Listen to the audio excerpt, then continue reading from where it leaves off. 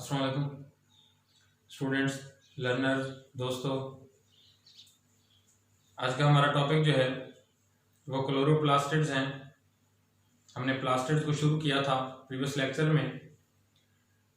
हमने पहला लेक्चर जो है वो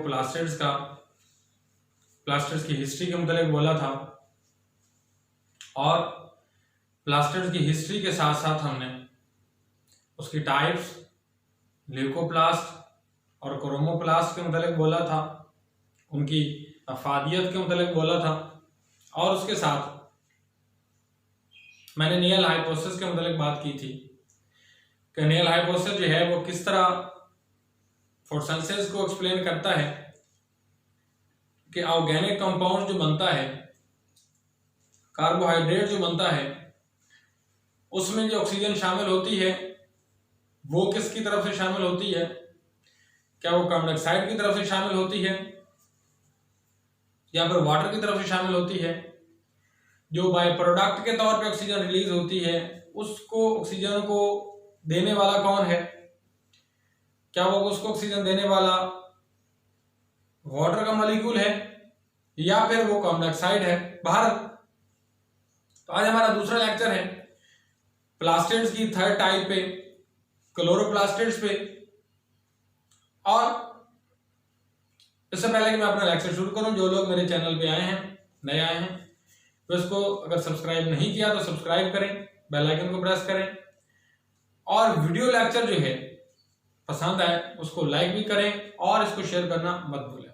तो हम अपने बिला तखीर अपने टॉपिक की तरफ जाते हैं, और हमारा टॉपिक क्या है? क्लोरोप्लास्टिड्स। तो क्लोरोप्लास्टिड जैसे इसका नाम जाहिर करते हैं, ये प्लास्टिड्स की थर्ड टाइप है जिसमें क्लोरोफिल पाया जाता है, और इनका कलर जो है वो ग्रीन होता है, और ये प्लांट्स के ग्रीन हिस्सों में पाए जाते हैं। किसमें पाए जाते हैं? प्लांट्स के ग्रीन हिस्सों में पाए जाते हैं, और जिनमें लीव्स या प्लांट्स का सॉफ्ट स्टेम जो है उसमें पाए जाते हैं। ठीक है, अब हम बात करते हैं कि क्लोरोप्लास्टिड्स जो हैं, क्लोरोप्लास्ट जो हैं, ये कहां कहां पे पाए जाते हैं? विदिन सेल कहां पे पाए जाते हैं? अमंग द ऑर्गेनिजम्स किस किस ऑर्गेनिज्म में पाए जाते हैं? विदिन सेल ये न्यूक्लियस के गिर्द इनकी तादाद ज्यादा होती है। न्यूक्लियस के गिर्द इनकी तादाद ज्यादा होती है, और प्लाज्मा मेम्ब्रेन के पास ये ज्यादा मिकदार में पाए जाते हैं, वहां पे भी पाए जाते हैं, क्योंकि वहां से ये इनकी प्रोडक्शन भी होती है इनके नजरिए के मुताबिक। जो क्लोरोप्लास्ट मुतल्लिक है हम बाद में इसमें मुतल्लिक बोलेंगे। अब ये प्लांट सेल्स में पाया जाता है, एल्गी में पाया जाता है, क्लोमेडोमोनास में पाया जाता है। गालबन 1962 में ये दरियाफ्त किया गया था कि क्लोमेडोमोनास में पाया जाता है, बाद में एल्गी और प्लांट्स में भी दरियाफ्त हुआ। ठीक है, उसके बाद इसकी शेप जो है ये फिलामेंटस टाइप भी है, डिस्पाइड शेप भी है, और मुख्तलिफ इसकी शेप्स भी पाई जाती हैं, लेकिन इसका जो साइज है वो इसका साइज 2 to 3 माइक्रोमीटर से रन करता है, 5 to 10 माइक्रोमीटर तक जाता है। 2 to 3 माइक्रोमीटर से इसका साइज 5 से 10 माइक्रोमीटर तक इसका साइज जो है वो रन करता है, और इसका जो नंबर है, इसकी जो तादाद है वो सेल्स के अंदर इसके वो 20 से 40 के राउंड अबाउट ये पाई जाती है, लेकिन वेरी कर सकती है, सेल टू सेल वेरी कर सकती है।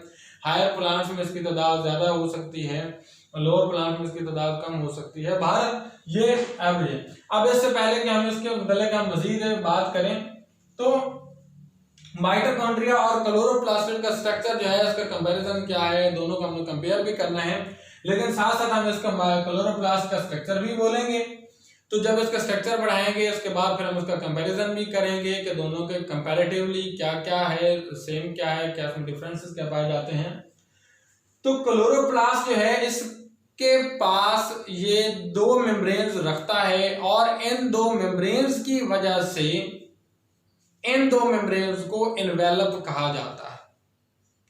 क्लोरोप्लास्टिड्स जो हैं उनके गिर्द इन्वेलप होता है बाहर वाली मेम्ब्रेन, ये जिसे मैंने रेड कलर से शो किया ये आउटर मेम्ब्रेन है, ये स्मूथ होती है, छोटे छोटे पोरेंस होते हैं, सुराख होते हैं इसमें, और ये मोस्टली मटेरियल को गुजरने देती है। ठीक है, उसके बाद इसके ये ब्लू कलर से मैंने इनर मेम्ब्रेन को शो किया है। ये इनर मेम्ब्रेन जो है ये सिलेक्टिवली परमिएबल मेम्ब्रेन है as compare to outer membrane, ये तमाम मटेरियल को गुजरने नहीं देती। ठीक है, अब इन दो मेम्ब्रेन के दरमियान स्पेस पाई जाती है जिसे इनर मेम्ब्रेन स्पेस कहा जाता है, इंटर मेम्ब्रेन स्पेस कहा जाता है। ये इंटर मेम्ब्रेन स्पेस जो है वो 25 से 75 एंगस्ट्रॉम जो है वो उसका स्पेस है उसकी, जो इंटर मेम्ब्रेन में। अब हमें याद होना चाहिए कि माइटोकॉन्ड्रिया का जो मैंने थर्ड लेक्चर दिया था उसमें बात की थी, जो उसके स्ट्रक्चर में हमने बात की थी कि माइटोकॉन्ड्रिया में भी स्पेस पाई जाती है, उसके दो मेम्ब्रेन पाई जाती हैं, आउटर भी, उसकी भी इनर मेम्ब्रेन पाई जाती है। इसके पास भी दो मेम्ब्रेन है, आउटर मेम्ब्रेन भी है, इनर भी है। माइटोकॉन्ड्रिया की जो बैरूनी मेम्ब्रेन थी, आउटर मेम्ब्रेन जो थी वो हमवार थी, स्मूथ थी, इसकी बैरूनी मेम्ब्रेन भी स्मूथ है। ठीक है, क्लोरोप्लास्टिड की भी आउटर मेम्ब्रेन स्मूथ है, माइटोकॉन्ड्रिया की भी जो आउटर मेम्ब्रेन है वो स्मूथ है। इसकी इंटर मेम्ब्रेन में फिंगर लाइक प्रोजेक्शंस नहीं है, जैसा कि फिंगर लाइक प्रोजेक्शंस हमें माइटोकॉन्ड्रिया में नजर आए थे। जैसा कि फिंगर लाइक प्रोजेक्शंस हमें माइटोकॉन्ड्रिया में नजर आए थे, वो फिंगर लाइक प्रोजेक्शन जो है वो क्लोरोप्लास्टिड्स में नहीं है। एक और चीज कि क्लोरोप्लास्टिड की इंटर जो इनर मेम्ब्रेन है, दूसरी मेम्ब्रेन जो है इनर साइड पे, उस पे F1 particles knob like structure मौजूद नहीं है, जबकि ये F1 particle knob like structure जो है वो माइटोकॉन्ड्रिया में उसकी इनर मेम्ब्रेन पे मौजूद थे। जो मतलब उसकी उसमें एटीपीएस एंजाइम मौजूद थे जो कि एटीपीएस के लिए थे, उसको ब्रेकडाउन में इन्वॉल्व होते थे, और उसके अलावा उसमें मेटाबॉलिक एक्टिविटीज होती थी। भारत ये दोनों मेम्ब्रेन का मैंने कंपैरिजन किया, क्लोरोप्लास्टिड्स का भी, माइटोकॉन्ड्रिया का भी। अब क्लोरोप्लास्टिड जो है इसकी दोनों मेम्ब्रेन के दरमियान भी इंटर मेम्ब्रेन स्पेस और इंटर मेम्ब्रेन जो है वो मैट्रिक्स पाया जाता है। माइटोकॉन्ड्रिया के दरमियान दो बैरूनी मेम्ब्रेन के दरमियान भी इंटर मेम्ब्रेन स्पेस कहलाती थी, और उनके दरमियान जो मैट्रिक्स पाया जाता था, मटेरियल पाया जाता था, उसे इंटर मेम्ब्रेन मैट्रिक्स कहा जाता है। अब दूसरा इसका मैट्रिक्स कहाँ पे पाया जाता है? इनर मेम्ब्रेन के इन साइड पे, ये वाला हिस्सा, ये सारा हिस्सा जो है ये क्या है, उसके इनर मेम्ब्रेन के अंदर पाया जाता है, जिसे स्ट्रोमा कहा जाता है। इस इनर मेम्ब्रेन के हिस्से को क्या कहा जाता है? स्ट्रोमा कहा जाता है। ऐसा ही मैट्रिक्स पाया जाता था माइटोकॉन्ड्रिया के अंदर, मगर वहां पे माइटोकॉन्ड्रिया के इनर मेम्ब्रेन के अंदर जो मैट्रिक्स पाया जाता था उसे माइटोकॉन्ड्रियल मैट्रिक्स के नाम से जाना जाता है, यहां पे इसे स्ट्रोमा के नाम से जाना जाता है। बहरहाल ये दूसरा मैट्रिक्स है। पहले एक हमने इंटर मेम्ब्रेन मैट्रिक्स पढ़ा, एक स्पेस वहां पे पढ़ी, एक यहाँ पे है, यहाँ पे भी मैट्रिक्स पाया जाता है, इसे स्ट्रोमा कहा जाता है। अब यहाँ पे माइटोकॉन्ड्रिया के अंदर भी राइबोसोम्स थे, क्लोरोप्लास्टिड्स के अंदर भी राइबोसोम। राइबोसोम आपको पता है कि प्रोटीन बनाने की फैक्ट्री के नाम से जाना जाता है, वहां पे भी ये प्रोटीन बनाते, ये राइबोसोम मौजूद थे, यहाँ पे भी प्रोटीन बनाते हुए ये राइबोसोम यहाँ पे भी मौजूद है। मगर फर्क क्या है कि माइटोकॉन्ड्रिया के राइबोसोम का साइज छोटा है एज कंपेयर टू जो राइबोसोम है क्लोरोप्लास्टिड्स के। क्यों? क्योंकि क्लोरोप्लास्टिड्स के जो राइबोसोम है उसका साइज 70s का है, और जो राइबोसोम पाए जाते थे उसमें माइटोकॉन्ड्रिया में उसका साइज 55s का है। और आपको पता है कि ऐसे एक सेडिमेंटेशन यूनिट है, यह स्विडबर्ग यूनिट के नाम से जाना जाता है। माइटोकॉन्ड्रिया में राइबोसोम का साइज 55s का, और यहाँ पे क्लोरोप्लास्ट में उसका साइज जो है वो 70s का है।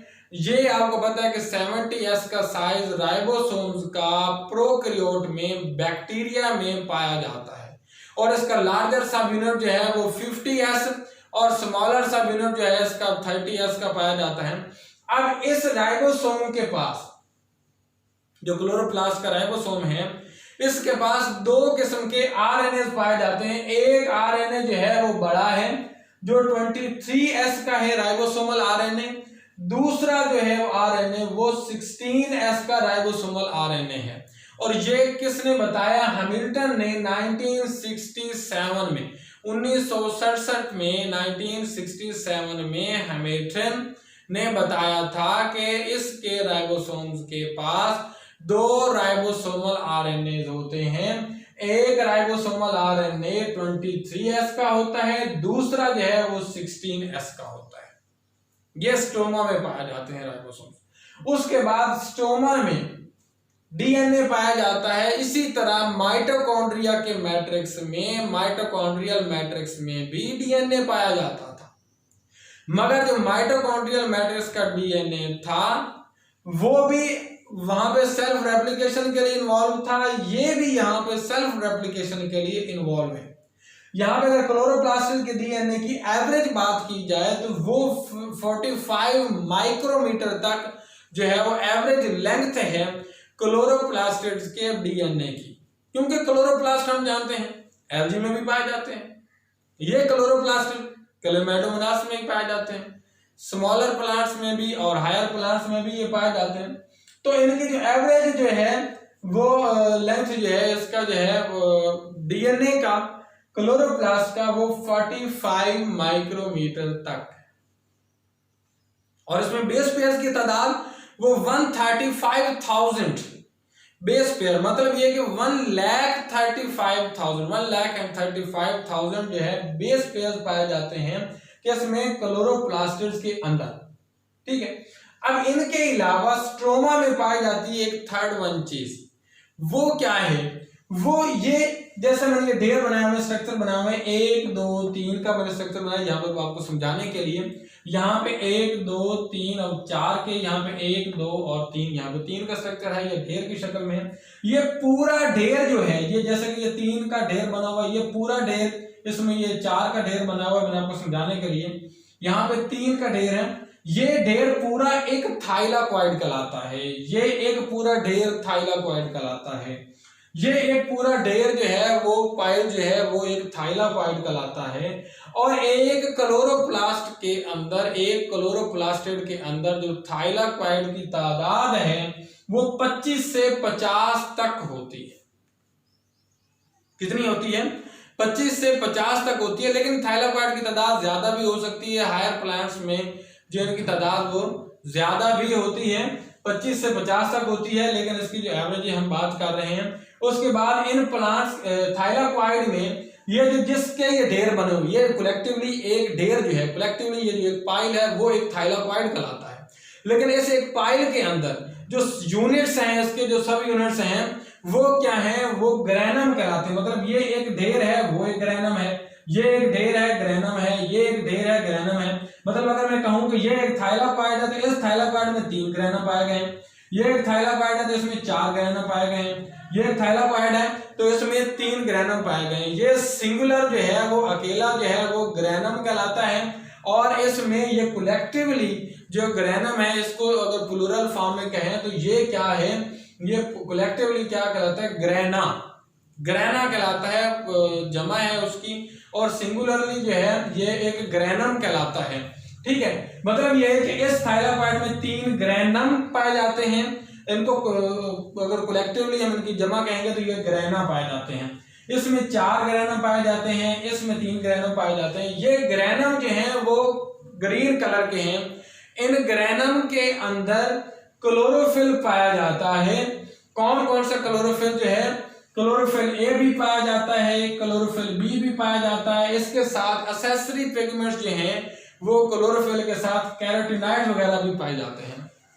और ये एसेसरी पिगमेंट्स जो हैं ये क्लोरोफिल की हेल्प करते हैं लाइट रिएक्शंस में, फोटोसिंथेसिस में ये हेल्प करते हैं। अब जो क्लोरोफिल जो है ये लाइट रिएक्शन में इन्वॉल्व है, ग्रीन कलर है, ग्रेनम में पाया जाता है, इसलिए ग्रेनम का कलर भी ग्रीन होता है।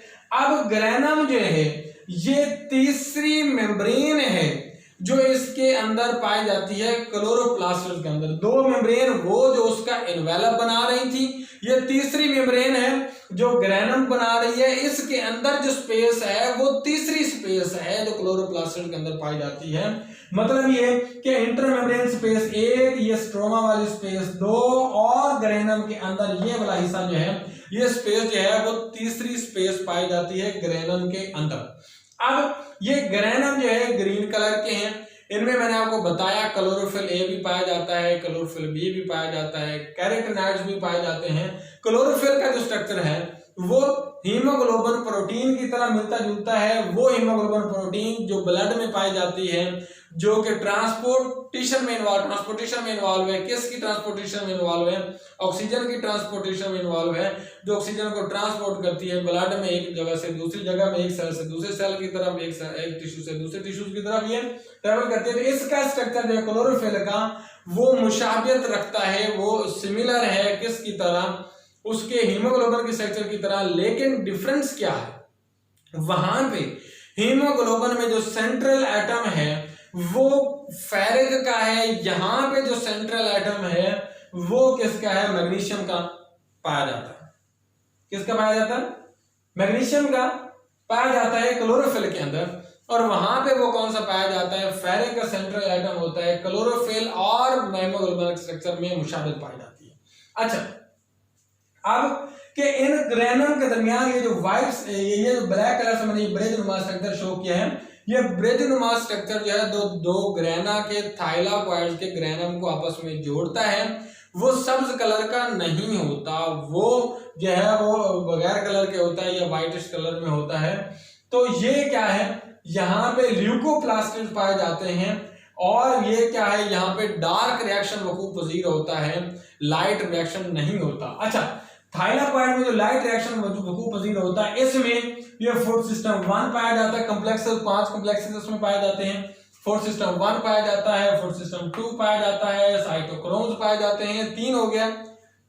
और इसके साथ जो है मैंने क्या कहा? फूड सिस्टम 1 पाया जाता है, फूड सिस्टम 2 कॉम्प्लेक्सेस हो गया, तीसरा साइटोक्रोम हो गया, चौथा एटीपी सिंथेटेज हो गया, पांचवा LHC light harvesting complex.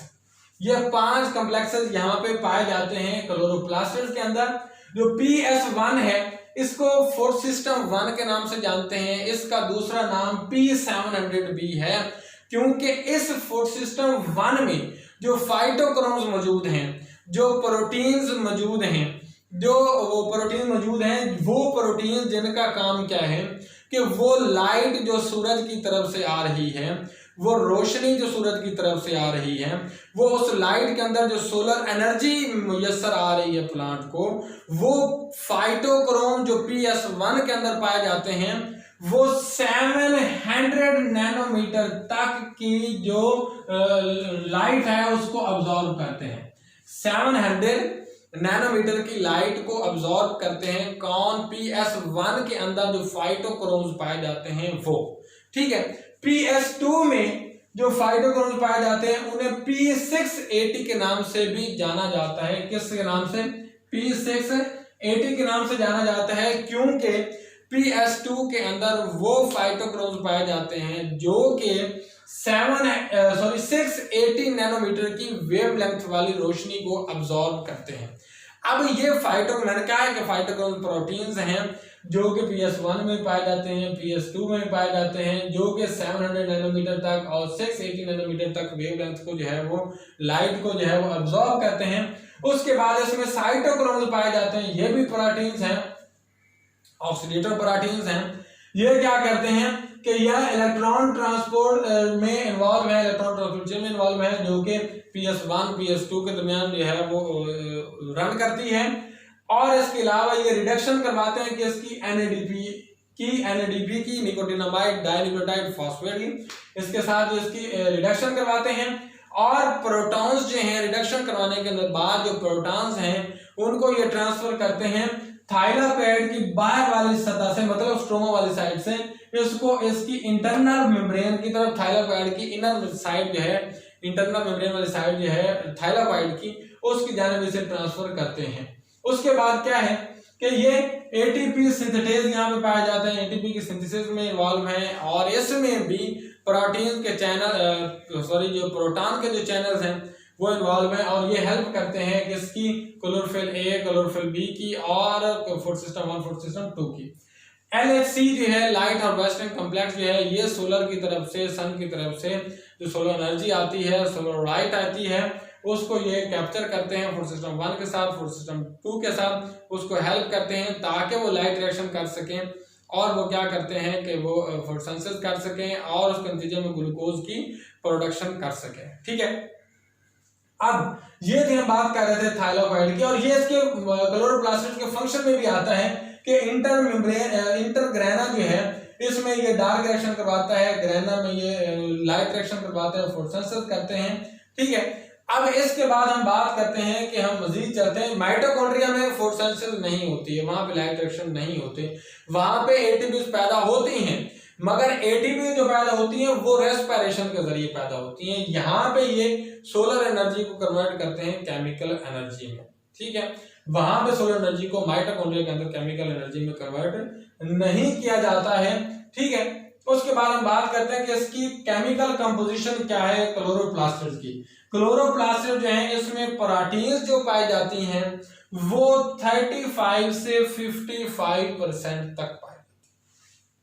Chloroplast में जो प्रोटीन्स की रेशियो जो है वो 35 से 55% तक है, और ये जो प्रोटीन्स पाई जाती हैं 35 से 55 तक, इन प्रोटीन्स में जो क्लोरोप्लास्ट में पाई जाती हैं, इन प्रोटीन्स में से 80% प्रोटीन्स ऐसी हैं जो इनसॉल्युबल हैं और 20% प्रोटीन जो है वो सॉल्युबल है। मतलब इन प्रोटीन्स का 80% इनसॉल्युबल और इन प्रोटीन्स का 20% जो है वो सॉल्युबल प्रोटीन्स है। उसके बाद इसमें लिपिड्स पाई जाती हैं, लिपिड्स इसमें 20 to 30% पाई जाती हैं। लिपिड्स क्लोरोप्लास्ट के अंदर 20 to 30% पाई जाती हैं, जिसमें फैट्स वगैरह होती हैं, स्टेरॉल वगैरह होती हैं, उसमें वैक्स वगैरह होती है। ठीक है, और ये तमाम लिपिड्स जो हैं उसमें पाई जाती हैं, जिनमें फैट्स की 50% तक रेशियो चली जाती है। उसके बाद इसकी जो स्टार्च उसका स्टेरॉइड्स हैं, सॉरी वैक्स है, उसकी 10% तक इसकी रेशियो चली जाती है। ठीक है, हम अब आगे बात करते हैं कि इसकी कार्बोहाइड्रेट्स की। तो कार्बोहाइड्रेट्स जो है वो सेल के अंदर, क्लोरोप्लास्ट के अंदर जो वेरिएबल जो है वो रखते हैं, क्वांटिटी रखते हैं, वो उनकी जैसे कि वो डिपेंड करते हैं फोटोसिंथेसिस पे, लाइट रिएक्शन पे डिपेंड करते हैं, तो वो वेरी होती रहती है। अब क्योंकि फोटोसिंथेसिस में हम जानते हैं ग्लूकोज पैदा होता है, और वो ग्लूकोज जो है जैसे कि हम जानते हैं कि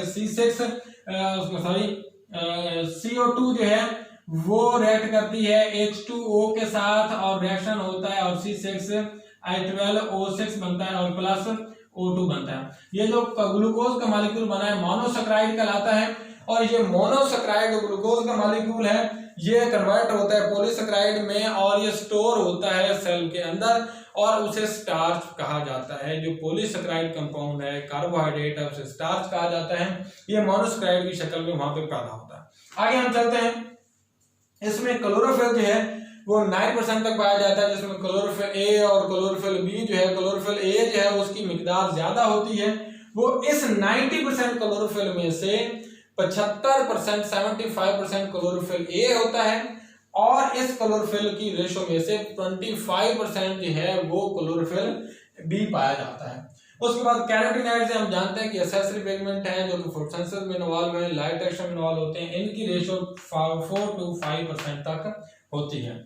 उसके बाद है न्यूक्लिक एसिड, जिसमें न्यूक्लिक एसिड हम जानते हैं डीएनए भी होता है, आरएनए भी होता है, हमने अगर पीछे बात की है इनका मतलब, वो 3 to 4% तक न्यूक्लिक एसिड पाया जाता है। किसमें? क्लोरोप्लास्ट। ये केमिकल कंपोजिशन की हमें बात कर रहा था।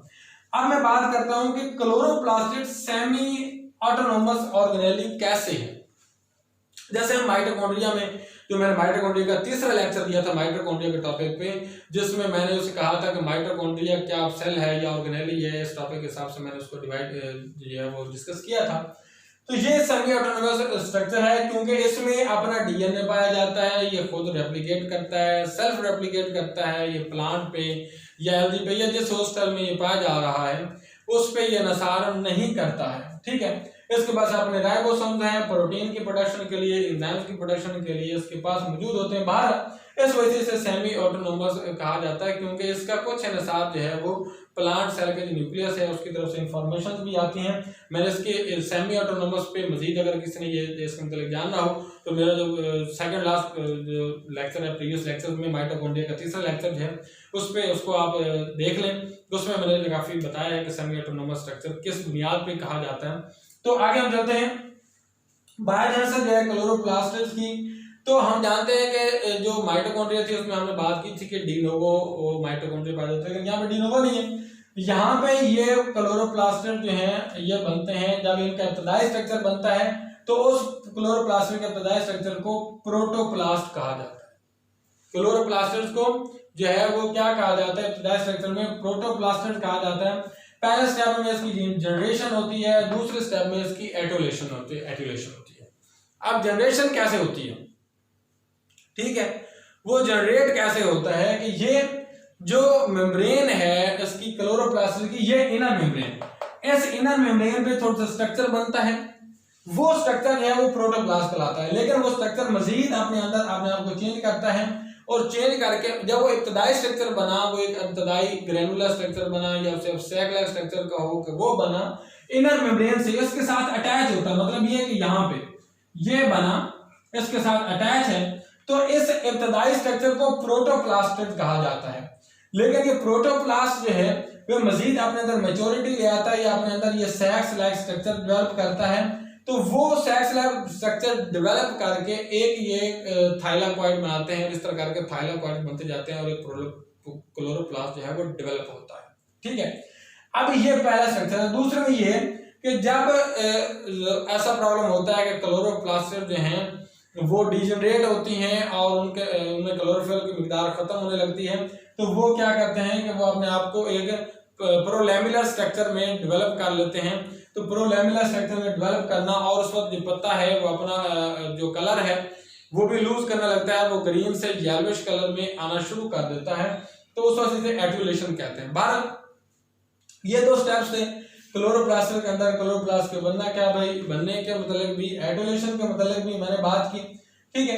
ये क्लोरोप्लास्ट जो अपना ग्रीन कलर है, ये अब आगे बात करते हैं कि ये इसके सिम्बायोटिक रिलेशनशिप की मैंने इसके मतलब काफी डिटेल में बात की थी। माइटोकॉन्ड्रिया के भी रिलेटेड भी उस वक्त भी मैंने ये कहा था कि ये दोनों, जिसे हम ऑर्गेनेली कहा जाता है, मोस्ट लोग इसे ऑर्गेनेली कहते हैं। तो सवाल ही पैदा होता है कि अगर ये ऑर्गेनेली है तो इनके पास अपनी मेम्ब्रेन्स भी हैं, इनके पास अपनी मेम्ब्रेन है, मेम्ब्रेन इन्वेलप है, इनके पास अपना स्ट्रक्चर है। वो अगर माइटोकॉन्ड्रिया की बात करें तो वो रेस्पिरेशन के जरिए एनर्जी पैदा करता है। ये प्लांट्स में देखो तो ये सोलर एनर्जी को केमिकल एनर्जी में कन्वर्ट करता है।